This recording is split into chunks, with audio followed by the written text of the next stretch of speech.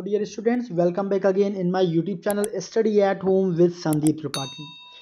So students, आज के इस क्लास में मैं आप लोगों को एक्सप्लेन करने वाला हूँ we are not afraid to die का सेकेंड पार्ट.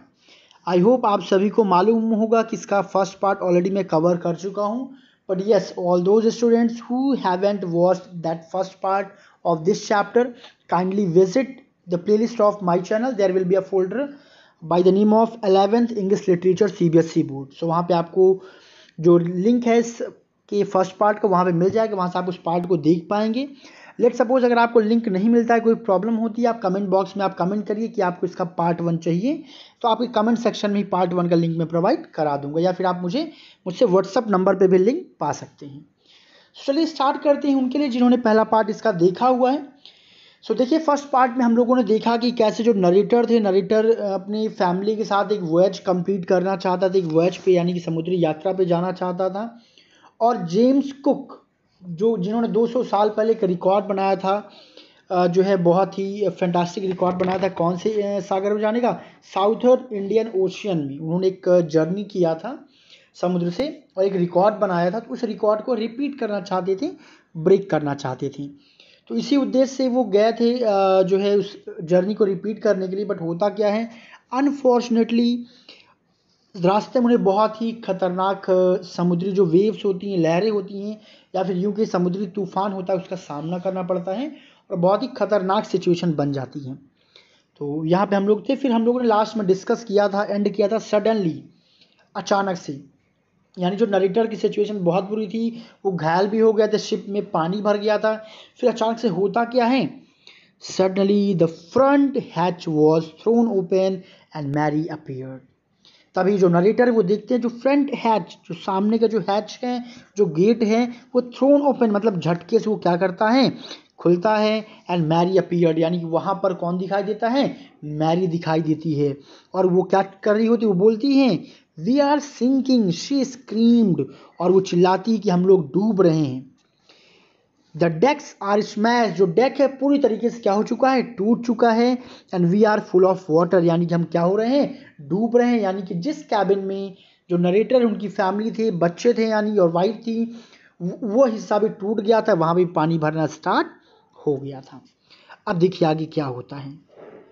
इस पे जो नरेटर है वो चिल्ला करके बोलते हैं टेक द व्हील, ऐसा करो, जो व्हील है वहाँ पे व्हील को पकड़ रहो, जो वहाँ पे एक हैंडल होती है उसको पकड़ने के लिए क्या करते हैं, बोलते हैं. और कैसे बोलते हैं, I shouted as I scrambled for the hatch, मैं चिल्लाती हुई मैंने बोला कि तुम क्या करो, व्हील को पकड़ो. और मैंने क्या हुआ, आई स्क्रैम्बल्ड मतलब घसीटते हुए मैं किधर गया, हैच मैं जो है दरवाजे की तरफ मैं जाना स्टार्ट किया, गया, और ये मैंने चिल्लाया कि तुम क्या करो, व्हील को पकड़े रहो. अब वहाँ वो पहुँचता होगा. खैर यहाँ पे देखिए, जब वहाँ पे जाता है, देखता क्या, लैरी और हर्ब, इन दो कैरेक्टर के बारे में ऑलरेडी मैं डिस्कस किया था. ये दो वहाँ पे गाइडर के फॉर्म में थे उस शिप में.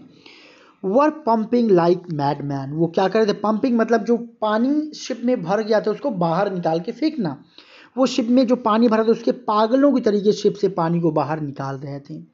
Broken timbers hungs at crazy angles, जो ब्रोकन टिम्बर्स यानी कि जो बोट का जो किनारा जो टूट गया था, जो लकड़ियां थी वो क्या थी, हंग लटकी हुई थी. एट क्रेजी एंगल, उल्टे फुलटे एंगल्स के साथ वो क्या थी, लटकी हुई थी. And the whole starboard side bulged inward, और जो स्टार बोर्ड यानी जो नाव का वो जो हिस्सा था वो क्या था, अंदर साइड में क्या हो गया था, ब्रेक हो गया था, ढह गया था. बल्कि मतलब क्या कहते हैं, ढह जाना या बैठ जाना या फिर टूट जाना. अब क्या था वहाँ पे एक सीन, वहाँ का क्या था, वो देखता है कि clothes, crockery, chart, tins, toys slosh about in deep water, ये सारी चीज़ें, clothes, crockery, charts, tins, toys, खिलौने, सब कुछ वहाँ पे क्या हो रहे थे, स्लैश्ड यानी कि स्लॉश्ड यानी कि वहाँ पे तैर रहे थे. कहाँ पे, उस डीप वाटर में, जहाँ पानी जो शिप के अंदर भर गया था उसमें ये सारी चीज़ें तैर रही थी. आप इमेजिन करिए क्या सिचुएशन है. तो आपको शायद स्टोरी और अच्छे से समझ में आए. बेटा एक बात यहाँ फिर से मैं रिपीट कर दूंगा कि ये जो स्टोरी है आपको एक बार में अच्छे समझ में नहीं आने वाली है. एटलीस्ट इसको आपको 2 या 3 बार इस वीडियो को देखना पड़ेगा. चलिए आगे कंटिन्यू करते हैं.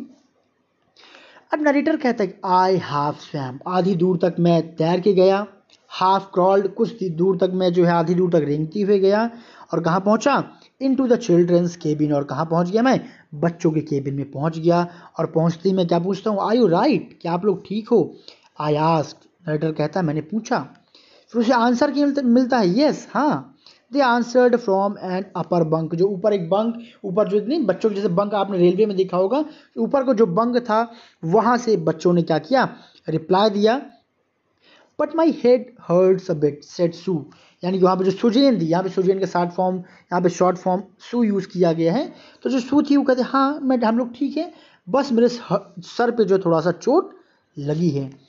और जब वो ये बात बताती है तो उसका रिएक्शन क्या होता है, pointing to a big bump above her eyes, यानी अपनी आंखों के ऊपर एक काफ़ी बड़े उभार की ओर इशारा करते हुए वो कहती कि हाँ बस थोड़ा सा मेरी आंखों के ऊपर क्या आ गया है, चोट आ गया है।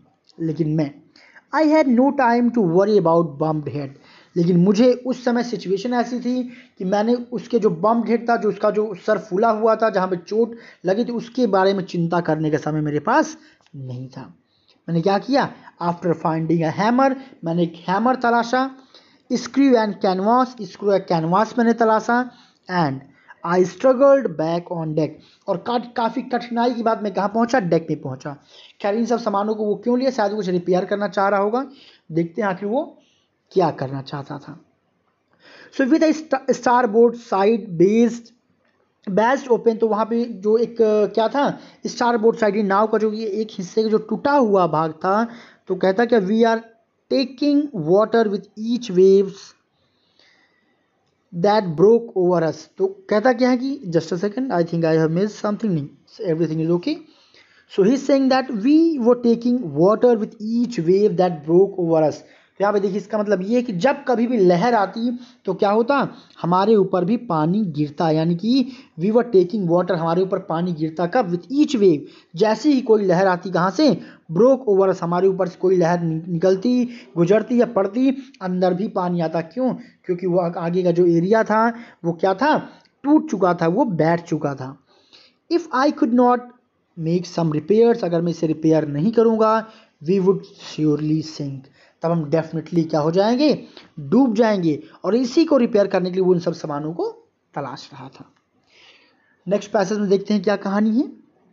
आगे नरेटर बताता है, समहाउ, किसी तरीके से, I manage to stretch the canvas, ये कैनवास आप लोग जानते होंगे जो बेसिकली स्टील का कनस्टर या डब्बा जिसे बोलते हैं।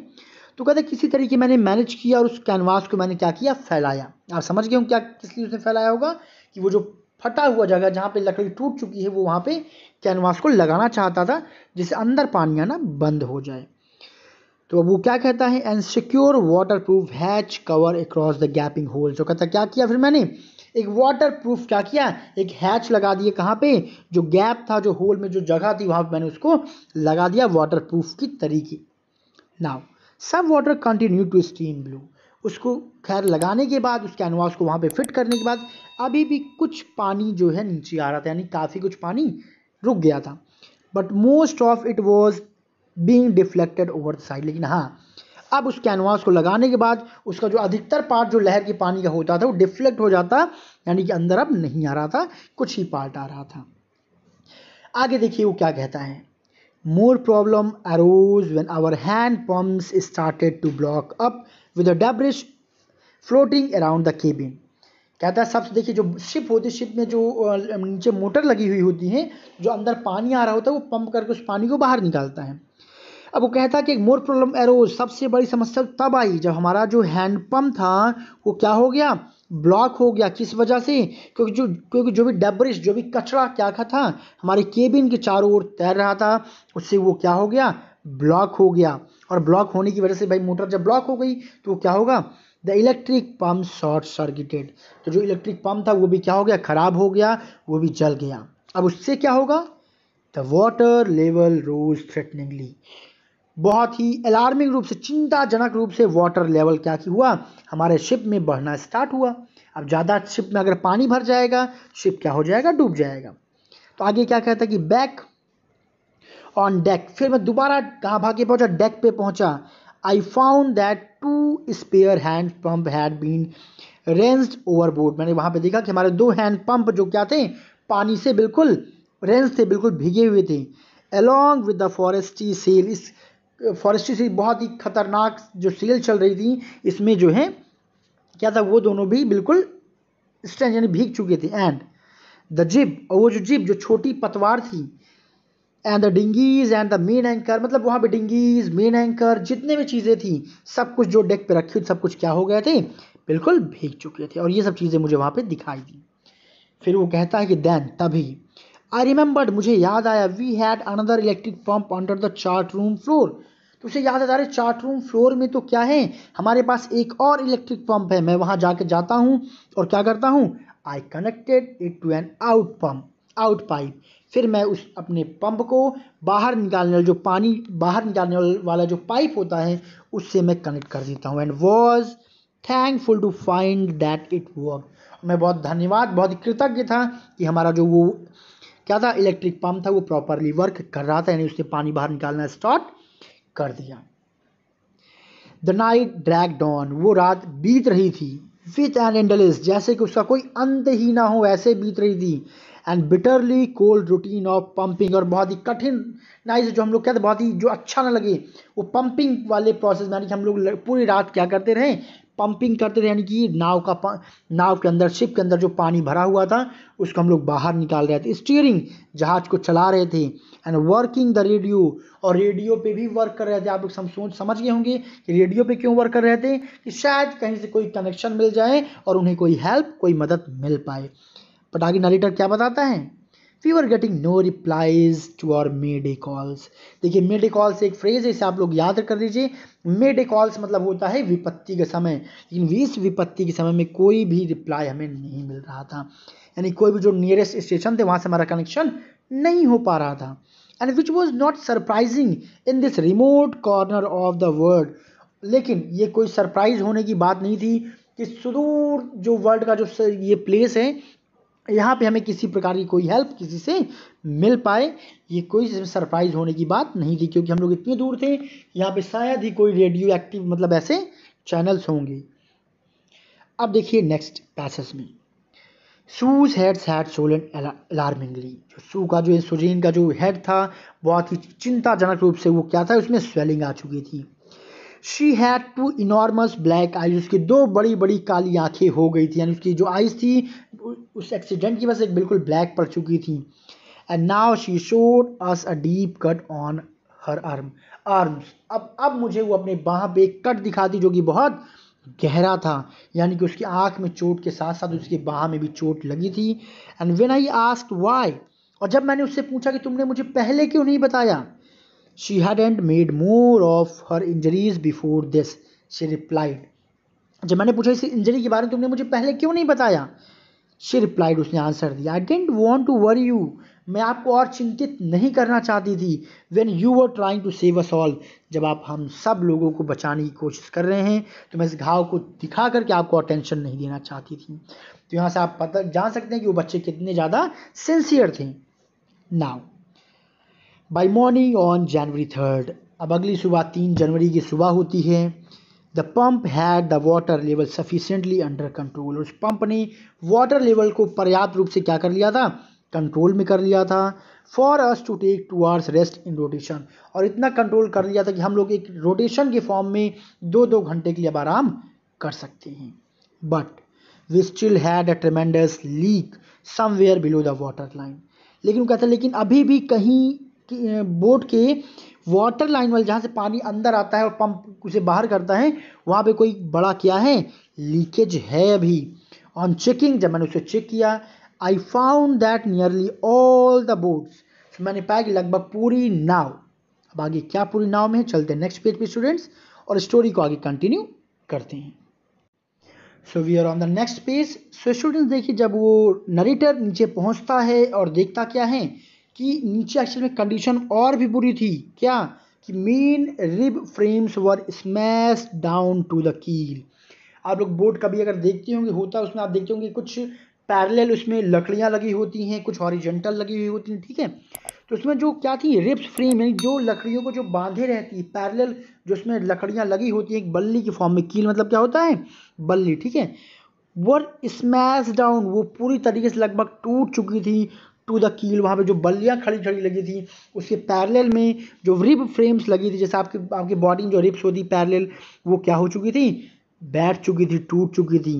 एंड इन फैक्ट वास्तव में there was nothing holding up a whole section of the starboard hull except few cupboard partitions.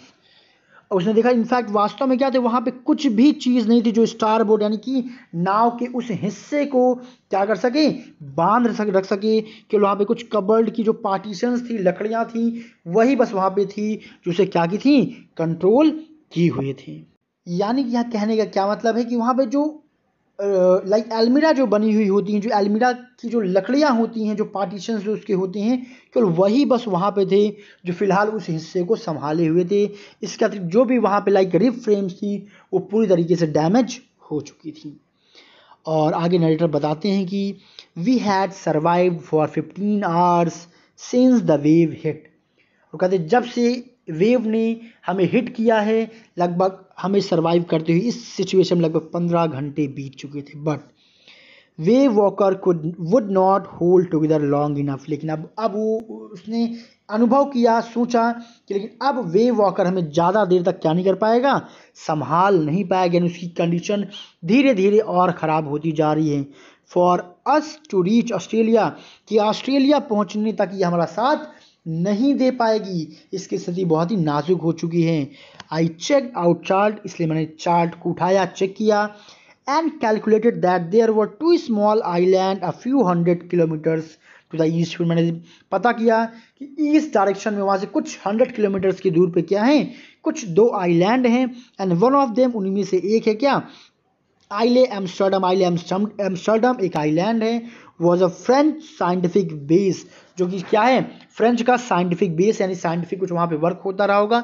एक आइलैंड है, वो एक कुछ पास में कुछ आइलैंड दिखाई दे रहा है। यानी कि नरेटर प्लान करता है कि हम नाव को वहाँ लेकर के चलते हैं।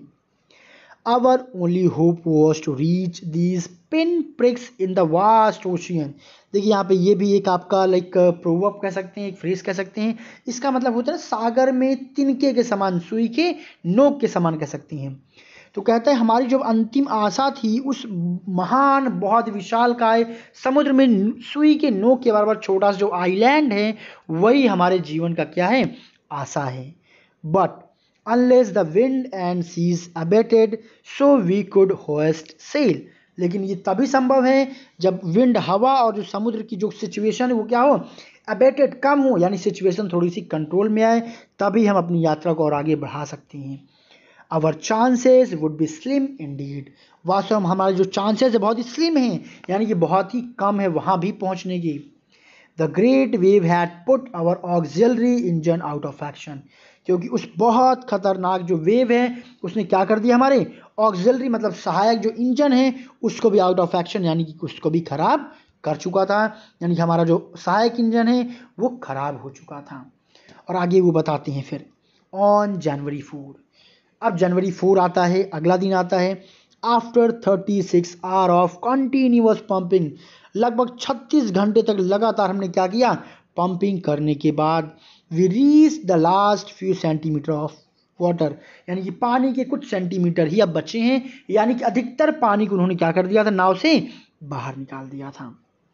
और आगे नरेटर बताते हैं कि now we had only to keep a pace. अब हमें केवल क्या रखना है, कीप अ पेस, लगातार ये काम करते रहना है। कौन सा, पानी धीरे धीरे बाहर निकालने का। With the water still coming in, क्योंकि पानी अभी भी धीरे धीरे अंदर आ रहा है, तो हमें क्या करना है, धीरे धीरे उस पानी को बाहर निकालते रहना है। We could not set any sail on the main mast. जो उसका मेन मास्ट था, जो बड़ा वाला मास्ट था, उसकी मदद से वो कोई भी आगे की यात्रा नहीं कर सकते थे। क्यों, क्योंकि सिचुएशन जो है बहुत खतरनाक थी।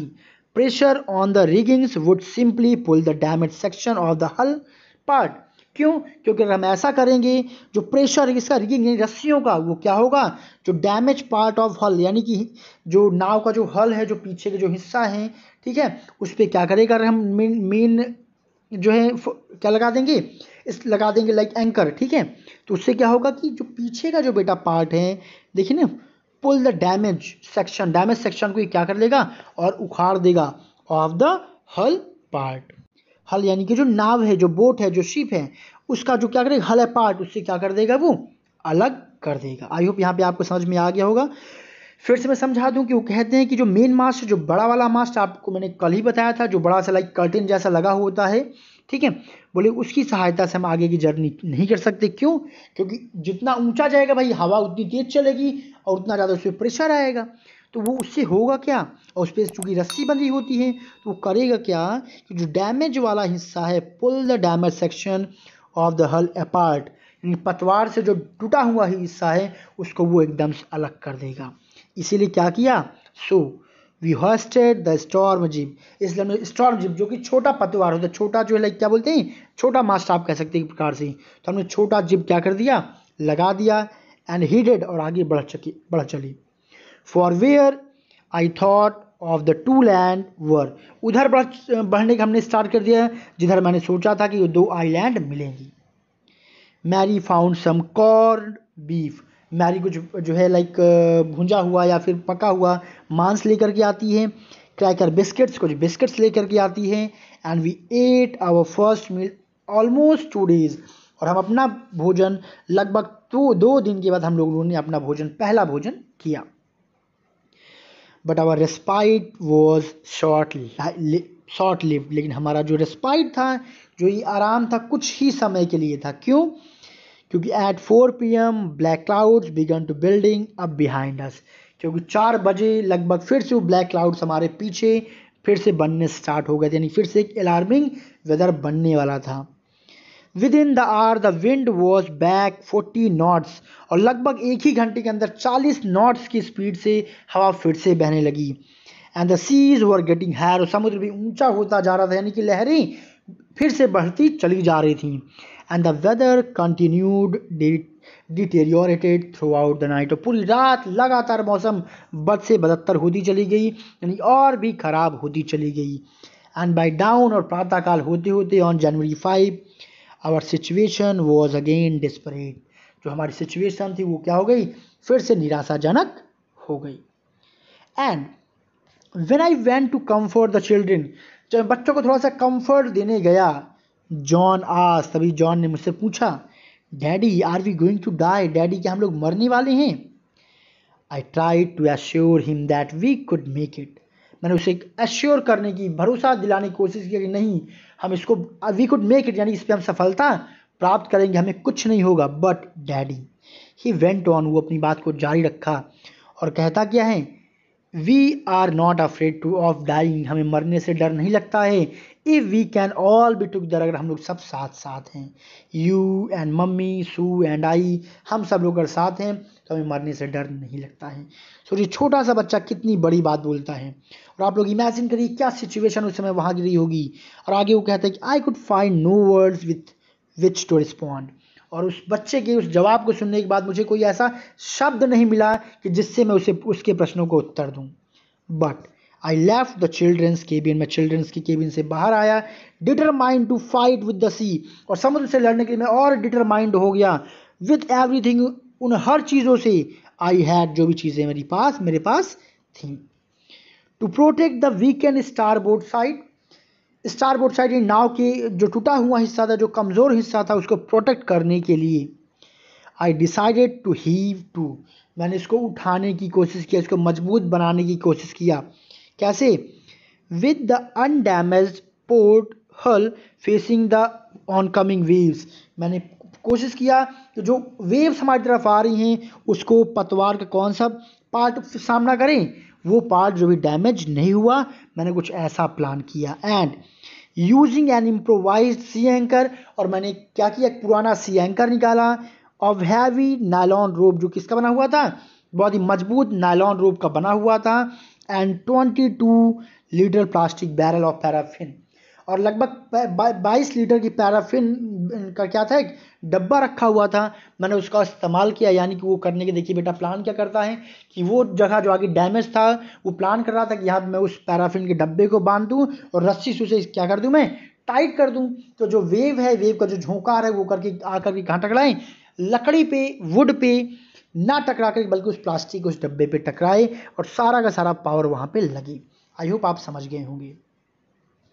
आगे नरेटर बताते हैं, that evening Mary and I sat together holding hands, उस शाम मैं और मैरी एक साथ बैठे थे अपने हाथों को पकड़े हुए। As the motion of the ship brought more and more water in through the broken planks, क्योंकि जैसे जैसे शिप आगे बढ़ रही थी उसके धीरे धीरे हमारे क्या था, जो टूटा हुआ हिस्सा था जहाज का, वहाँ से पानी अंदर आ रहा था। And we both felt the end was very near, और हम दोनों महसूस कर रहे थे कि हमारा अंत क्या है, बिल्कुल समीप है। अब आप लोग सोचिए स्टूडेंट्स, वो बचेंगे कि नहीं बचेंगे, आखिर कैसे बचेंगे। But the wave walker road out the storm, लेकिन वो वेव वॉकर धीरे धीरे उस आंधियों में चलता रहा। By the morning of January 6 आते आते, with the wind easing I try to get reading on the sextant. यानी कि वो कहता क्या है कि फिर जब जैसी सुबह होती तो क्या होता है, the storm by the morning January 6 with the wind easing, जो हवा होता है January 6 यानी 6 जनवरी की आती आती हवा थोड़ी सी क्या हो जाती है, ईजिंग कम हो जाती है।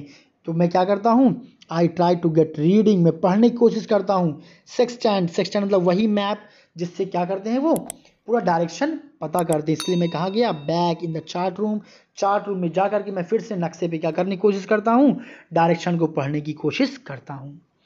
I worked on wind speed, मैंने विंड स्पीड पे भी काम किया कि हवा कितनी तेज़ी से चल रही है, कैसे हम आगे की जर्नी कंप्लीट कर सकते हैं।